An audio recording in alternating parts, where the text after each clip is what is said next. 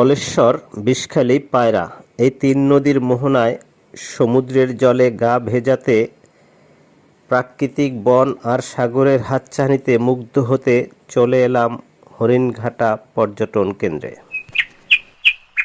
যান্ত্রিক কোলাহলের বাইরে পাখির কলকাকলিতে প্রকৃতির নৈসর্গিকতায় দেখা মিলবে এই বনে হরিণ, বানর, শূকর সহ নানা বন্য প্রাণীর।